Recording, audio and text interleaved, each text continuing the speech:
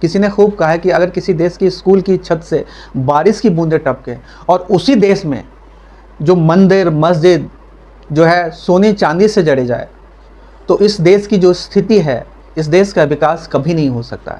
और कमोबेश हमारे देश में अब यही हो रहा है कि स्कूल तो बंद किए जा रहे हैं, स्कूल शट डाउन किए जा रहे हैं, वो भी जो पिछली सरकारों ने बनाए थे।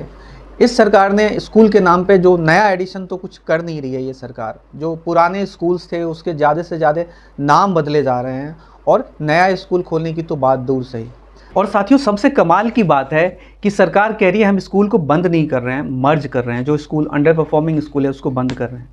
तो मैं आपसे सवाल करना चाहता हूं दोस्तों, अगर कोई स्कूल अंडर परफॉर्मिंग है, गवर्नमेंट स्कूल अंडर परफॉर्मिंग है, तो इसकी जिम्मेवारी किसकी है? सरकार की है। उस चीज़ को असेस किया जाए। अगर कोई बीमारी है तो हम बीमारी को ठीक करेंगे या अपना पूरा पैर ही काट देंगे? दूसरी तरफ ये कह रही है कि सरकार कह रही है हम मर्ज कर रहे हैं, तो मर्जिंग भी तो एक तरह से क्लोजर ही है। अगर 3 स्कूल को मिला करके आप एक स्कूल बना रहे हो, तो जो 2 स्कूल है वो तो बंद हो गया ना किसी तरह से।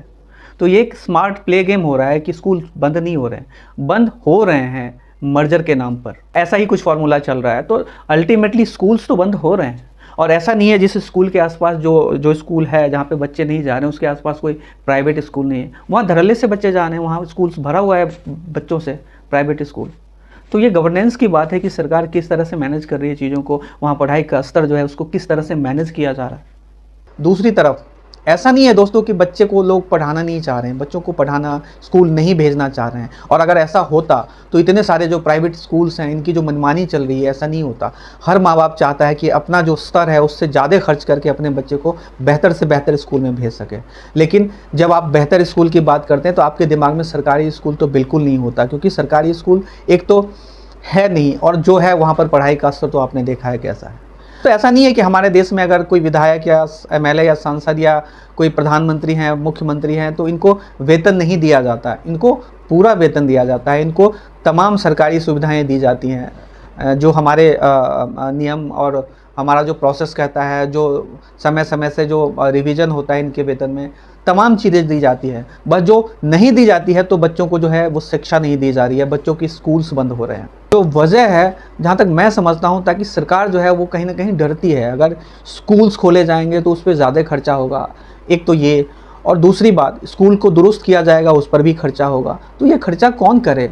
बस बच्चों को पढ़ाने के लिए, अपने देश के बच्चों को पढ़ाने के लिए खर्चा कौन करे?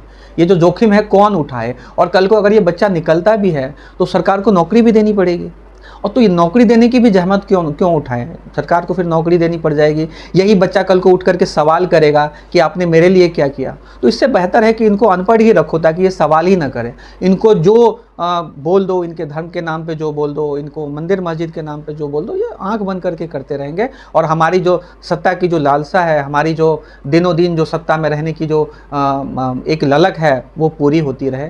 और यही मोटा मोटी एक मेरे ख्याल से एक कारण हो सकता है। अन्यथा अगर दूसरा कोई कारण है, अगर सरकार की मंशा ठीक होती तो इतने सारे स्कूल्स दोस्तों बंद नहीं होते।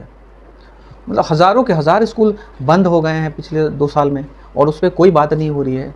जब पेरेंट्स बच्चे को भेजने को तैयार हैं, पेरेंट्स पैसे दे करके प्राइवेट स्कूल्स में पढ़ा रहे हैं, तो हमारे सरकारी स्कूल में सरकार को दुरुस्त टीचर मुहैया कराने में जो लोगों का, जो बच्चों का जो माइग्रेशन हो रहा है प्राइवेट स्कूल में, उसको रोकने में क्या जा रहा है? आज सरकार बेहतर स्थिति प्रदान करे स्कूलों में, बेहतर टीचर लाए, बेहतर जो है वो माहौल बनाए, तो हर कोई भेजेगा अपने बच्चे को। और इसका एक ही जरिया है, ये मैंडेट कर दे कि जितने भी सरकारी कर्मचारी हैं, जितने भी टीचर्स हैं, कम से कम जितने सरकारी कर्मचारी हैं, जितने नेता हैं, उनके बच्चे सब सरकारी स्कूल में पढ़ेंगे।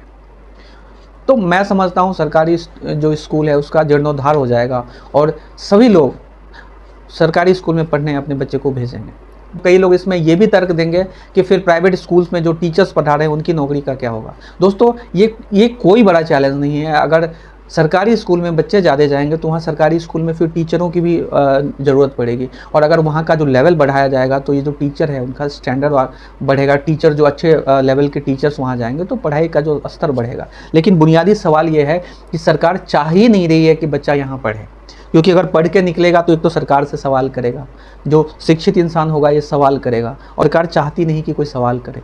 सवाल जुड़ा होगा महंगाई से, सवाल जुड़ा होगा रोज़गार से, क्योंकि जो बच्चा पढ़ के निकलेगा वो रोज़गार ज़रूर मांगेगा, जैसा मैंने अभी थोड़ी देर पहले बताया था।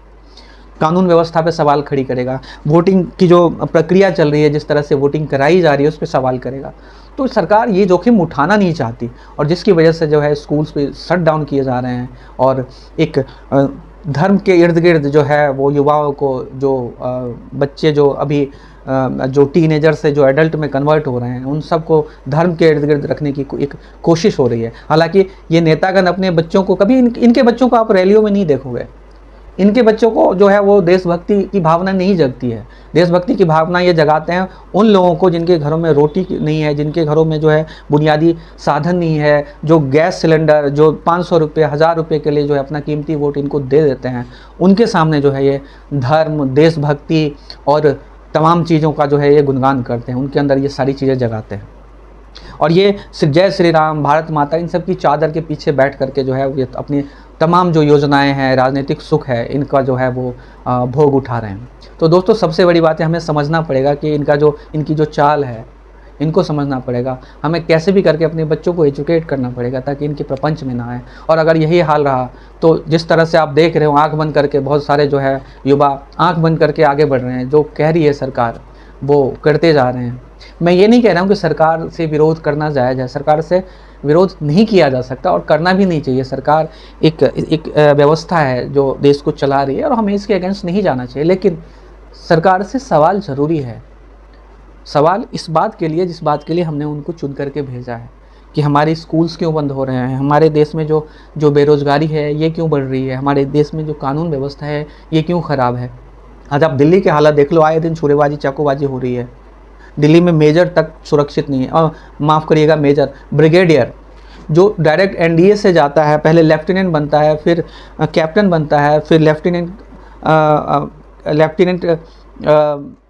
कर्नल बनता है, फिर जो है वो कर्नल बनता है, फिर ब्रिगेडियर जा कर के बनता है।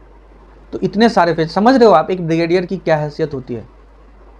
मतलब अगर बात करें तो एसपी जो है, एसपी से भी ऊपर लेवल की चीज़ है, जो कमिश्नर लेवल का जो पद होता है, उस लेवल का पोस्ट होता है सेना में ब्रिगेडियर का, और वो सुरक्षित नहीं है दिल्ली में। उनसे बदतमीजी की जाती है, उनके परिवार के साथ बदसलूकी की जाती है। ये हालात है। तो इस तरह के जो है चीज़ें हैं और सरकार चाहती है इस पर कोई सवाल ना हो। दोस्तों इस बारे में आपका क्या कहना है, कमेंट करके ज़रूर बताइएगा। वीडियो को शेयर करिएगा, चैनल को सब्सक्राइब और फॉलो करिएगा। बहुत बहुत धन्यवाद।